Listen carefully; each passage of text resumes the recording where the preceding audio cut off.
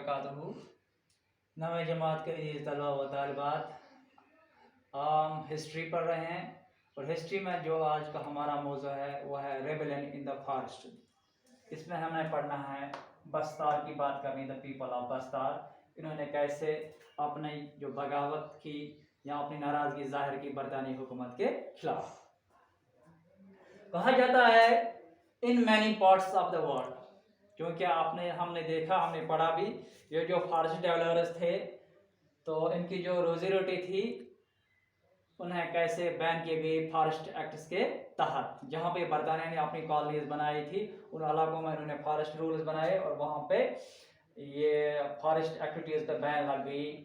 तो इसी तरह हिंदुस्तान में भी फॉरेस्ट एक्टिविटीज़ पे बैन लगी, चाहे ये कल्टिवेशन की फॉर्म में थी या हंटिंग की फॉर्म में थी या कोई और पेशा यहाँ कर रहे थे, तो इस सारे चीज़ों इन सारे कामों पे बैन लगी। तो न कि सिर्फ हिंदुस्तान में बल्कि दुनिया भर में लोगों ने, जो फॉरेस्ट कम्युनिटीज थी, इन्होंने बरतानी हुकूमत के खिलाफ बगावत शुरू की। किन बुनियादों पे कि जो उन्होंने वो कानून लगाए थे उन्हीं के खिलाफ लोगों ने बगावत स्टार्ट की।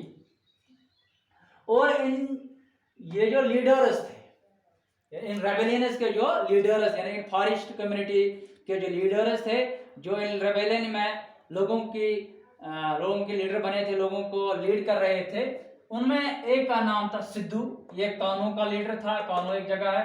बिरसा मुंडा छोटा नागपुर, इसी तरह एलोरी सीताराम, ये आंध्र प्रदेश में इन फॉरेस्ट कम्युनिटीज के लीडर थे जो इन फॉरेस्ट कानून को लेके बरतानी हुकूमत के खिलाफ बगावत कर रहे थे। और कहा जाता है कि आज भी इन लीडर्स को ये फॉरेस्ट डेवलपर्स याद करते हैं, क्योंकि उन्होंने बहुत सारी कुर्बानियां दी थी इन कानून को खत्म करने में। Still remembered in stories and songs. अब हम इसी बगावत का एक केस यानी कि एक बगावत की दलील पढ़ने जा रहे हैं, एक बगावत के बारे में पढ़ने जा रहे हैं जो बस्तार के लोगों ने, किंगडम ऑफ बस्तार जो एक जगह है छत्तीसगढ़ में, साउदर्न पार्ट ऑफ छत्तीसगढ़ में एक जगह जिसका नाम है बस्तार। बस्तार के लोगों ने किनके खिलाफ की? बरतानी हुकूमत के खिलाफ। ये बरतानिया का है, ये छत्तीसगढ़ के साउदर्न पार्ट में है, छत्तीसगढ़ के साउदर्न पार्ट में है और नीचे से आंध्र प्रदेश है, नीचे से आंध्र प्रदेश है। यहाँ पे छत्तीसगढ़ है, निचले से यहाँ से ये आंध्र प्रदेश है। इसके जो बीच वाला पोर्शन है यहाँ पे, इसका जो बीच वाला पोर्शन है इसी को हम बस्तार के नाम से जानते हैं। दूसरी तरफ इस बस्तार के ओडिशा है, उस साइड में ओडिशा है और यहाँ से महाराष्ट्र, यानी कि ये बीच का पोर्शन है। अगर हम ये छत्तीसगढ़ मानेंगे, ये छत्तीसगढ़ है, यहाँ से इसको ओडिशा है, यहाँ से आंध्र प्रदेश है, यहाँ से महाराष्ट्र है, ये बीच में ये बस्तार है। इसको किंगडम ऑफ बस्तार के नाम से भी उस वक्त जानते थे। ये बस्तार का जो सेंट्रल पार्ट है वो प्लेटो है और इसमें से दरिया इंद्रावती बहता है।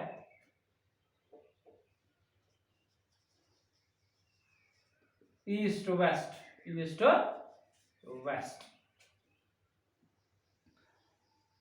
कहा जाता है कि इस बस्तार में बहुत सारी डिफरेंट कम्युनिटीज रहती थी।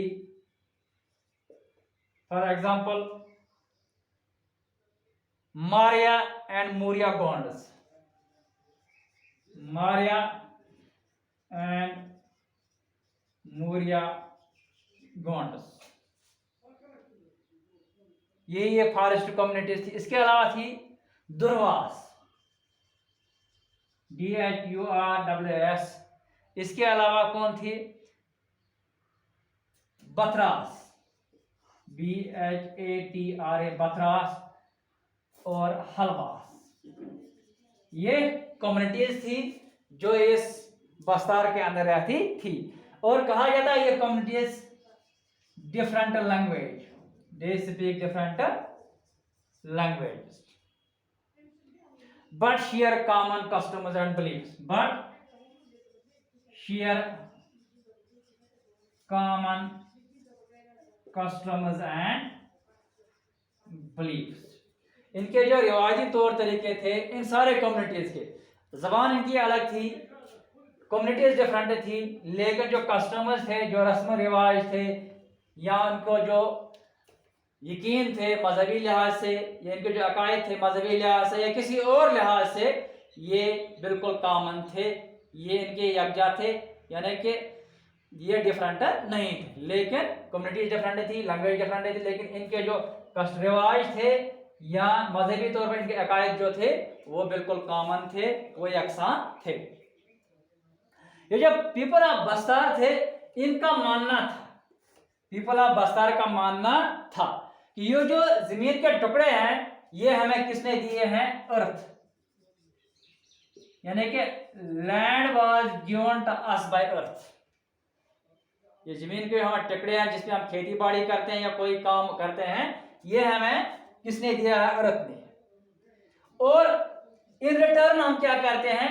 We look after this earth, look after this earth. That means ये जो लैंड है ये हमें अर्थ ने गिफ्ट में दिया है, इसके बदले में हम जमीन का क्या करते हैं? हम इसकी देखभाल करते हैं, हम इसकी निगरानी करते हैं। और हम जब हमारे एग्रीकल्चरल फेस्टिवल्स होते हैं, एग्रीकल्चरल फेस्टिवल्स होते हैं, हम भी इसको कुछ देते हैं, हम भी इसे make some, we are making some offerings, we are make some offerings, हम भी इसके लिए जमीन के लिए नजर बनियाज वो बाकी चीजें करते हैं। इनका यह मानना था, इनका बस्तार के लोगों का मानना था, ये जमीन के टुकड़े जहाँ पे हम कंस्ट्रक्शन कर रहे हैं, जहाँ पे हम खेती बाड़ी कर रहे हैं, या जंगलों में जा रहे हैं वहां भी कुछ काम कर रहे हैं, या मेडिसिन या पेड़ पौधे हम लगा रहे हैं या वो काट रहे हैं, हम उनका इस्तेमाल कर रहे हैं, ये हमें जमीन ने गिफ्ट में दी है ये चीजें। इसके बदले हम जमीन का देखभाल करते हैं वापस, और हम कुछ न्याज व न्याज करते हैं जब हमारे एग्रीकल्चर ये त्यौहार होते हैं। इसके अलावा जमीन पे जितने भी दरिया थे, we are showing respect to the rivers of earth, respect to rivers of earth, mountains etcetera. जमीन पर जो बाकी चीजें हैं, दरिया है, फॉरेस्ट्स है, माउंटेन्स है, चाहे माउंटेन्स है, रिवर्स है या फॉरेस्ट्स है, हम इनका भी एहतराम करते हैं, हम इनका भी एहतराम करते हैं। ये इसकी स्पिरिट्स हैं, ये इसकी रूहें हैं। यानी बस्तार के लोगों का मानना है ये जो जंगलात जमीन पे हैं, या इसकी जो पहाड़ियां हैं, या इसके जो दरिया है, ये जमीन के रूह है, ये जमीन के रूह हैं, और हम इन सब का एहतराम करते हैं। क्योंकि हर एरिया को, हर गांव वाले को पता था कि हमारे गांवों की बाउंड्री कहां तक है, हमारे गांवों की बाउंड्री कहां तक है। इसलिए इस गांवों के लोग अपने जो इनके नेचुरल रिसोर्सेज है, चाहे माउंटेन्स की शक्ल में थे, फॉरेस्ट्स की शक्ल में थे, रिवर्स की शक्ल में थे, या किसी और शक्ल में थे, ये भी जो नेचुरल रिसोर्सेज थे, ये भी जो कुदरती वसाइल थे, एक गांव के बाउंड्री के अंदर ये इनका खास ख्याल रखते थे। क्या करते? कौन? ये बस्तार के लोग। इसके अलावा अगर ये कभी चाहते थे कि कोई चीज या कोई खास किस्म की लकड़ी जो हमारे इलाके में नहीं है, हम किसी दूसरे इलाके से लाएंगे, इसके बदले ये क्या करते थे? They were paying a small fee, they were paying a small fee. हम आज के जमाने में ये कह सकते हैं कि ये एक किस्म का टैक्स देते थे। अगर ये किसी दूसरे इलाके से कोई चीज लाते थे, उसके लिए उन्हें टैक्स देते थे, जिसको हम देवसराय, देवसराय या दान, और man in exchange, man in exchange देते थे। यानी कि ये एक किस्म का टैक्स, या इस देवसरी के फॉर्म में, या दान हम जिसको कहते हैं, या मैन किसी आदमी को इस एक्सचेंज में देते थे। अगर ये कोई चीज किसी दूसरे इलाके के लाते थे, इसको ये समझते थे हम ये फीस अदा करते थे। लेकिन अगर हम आज के मॉडर्न टर्म में देखेंगे तो हम ये कह सकते हैं ये इस स्टेट को अपना टैक्स या इस चीज की कीमत देते थे। इसके अलावा कुछ गांव वाले क्या अपने जंगलों को कैसे बचाते थे? ये कुछ लोगों को वॉचमैन रखते थे, ये कुछ लोगों को वॉचमैन रखते थे। इसके बदले ये क्या करते थे? पूरे सारे गांव वालों, सारे गांव वाले थोड़ा थोड़ा अपने घरों से कंट्रीब्यूट करते थे, फिर इसके घर बेचते थे। कहीं पर ये शब्द ये बागन शगदर पे बाग वाल 10 या 15 यम शगदर रोजान तुम अड़ दिवान हाथ अड़ 2 हाथ अड़ 5 हाथ पे पे दिवान अमिस यह पी रोजी रोटी इथे कन कमावान इथे कन हम तरा। ये बस्तार वाले जो थे या इसके आसपास जो गांव वाले थे, बस्तार जो किंगडम था इसके अंदर, इसकी सल्तनत के अंदर जो गांव वाले थे, वो किसी बंदे को या बहुत सारे बंदों को एज ए वॉचमैन इन जंगलों की हिफाजत के लिए लगाते थे। फिर ये अपने हाउस होल्डर्स से, चाहे ये नकद या जिन्नस हम कहते हैं, चावल वगैरह जमा करते थे, फिर इस वॉचमैन इसके घर बेचते थे ताकि उनकी रोजी रोटी का जरिया भी यही बन जाते थे। इस तरह से भी अपने जंगलों के हिफाजत करते थे। और हर साल के आखिर में या हर साल कोई न कोई टाइम ही निकालते थे where there is a big hunt, where there is a big hunt, यानी कि ये शिकार करने के लिए निकलते थे। और शिकार करने के लिए कौन निकलते थे? where the headman of the village in a pragana, pragana हो गया क्लस्टर ऑफ विलेज। प्रगाना जो टर्म है वो है means cluster of village. Hunting के लिए कौन निकलता था? हेडमैन।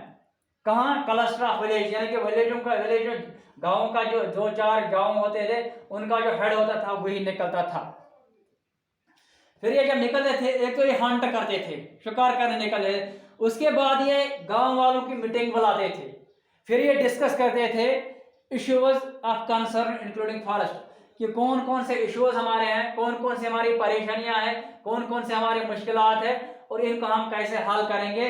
इसके अलावा ये इन फॉरेस्टर्स पे भी तवज्जो ख्याल करते थे कि इनके लिए इनको हम कैसे बचाएंगे, हमें किस किस्म के काम करने चाहिए ताकि इसी फॉरेस्टर्स की जो हमें ये जो वसाइल मिले हैं इनको हम कैसे ये बचाएंगे, इनको हम कैसे बेहतर तरीके से इस्तेमाल करेंगे। तो ये बात चल रही थी बस्तार के लोगों की कि कैसे वो जो नेचुरल रिसोर्सेज थे उनका ख्याल रखते थे, स्पेशली फॉरेस्ट्स। तो इसके बाद हम आगे ये देखेंगे जब इन फॉरेस्ट्स पे, क्योंकि अभी इनका फॉरेस्ट का इस्तेमाल सही तरीके से करते थे, ये इनको वाच भी करते थे, इसके लिए इन्होंने अपने लोग भी इस्तेमाल किए थे, लेकिन ये इनको रेस्पेक्ट भी करते थे जंगलात को या जो भी नेचुरल रिसोर्स इनके पास थे। लेकिन यानी कि ये सारा अपनी रोजी रोटी का जरिया इन जंगलात से हासिल करते थे। लेकिन जब इन फॉरेस्ट पर बैन लगी तो ये बस्तार के जो लोग थे इन्होंने बगावत शुरू की। अंग्रेजों की जो हुकूमत थी, यानी कि बरतानिया वालों की जो हुकूमत थी, जिसको हम कॉलोनियल गवर्नमेंट के नाम से जानते हैं, तो इन कॉलोनियल रूलर्स के खिलाफ न कि सिर्फ दूरी दुनिया में बल्कि हिंदुस्तान में भी इनके खिलाफ बगावत की। और हम केस स्टडी कर रहे हैं बस्तार के लोगों की, बस्तार किंगडम ऑफ बस्तार की। तो इंशाल्लाह बाकी हम कल पढ़ेंगे कि कैसे बस्तार वालों ने इनके खिलाफ रजिस्टर किया, इनके खिलाफ बगावत की और किस फार्म में ये बगावत सामने आई। और यहाँ हमने चंद लीडर्स के नाम पढ़े। सिद्धू कानून के इलाके का था, बिरसा मुंडा ये छोटा नागपुर के था, और इलोरी सीताराम ये अरुणाचल प्रदेश का था। और हमने खास कर इस फॉरेस्ट बस्तार की लोकेशन देखी। ये बस्तार कहाँ है? छत्तीसगढ़ और आंध्र प्रदेश के जो बीच का बॉर्डर है वहां पे है, और इसके ईस्ट में ओडिशा है और वेस्ट में महाराष्ट्र है, लेकिन इसकी सेंट्रल लोकेशन थी, इसीलिए इसको किंगडम ऑफ बस्तार के नाम से जानते हैं। और ये बाद रिविलियन कब शुरू हुआ था? 1910 में। कल इसके बारे में हम थोड़ा सा और बात करेंगे। आज के लिए इतना ही, बाकी वसल्लम।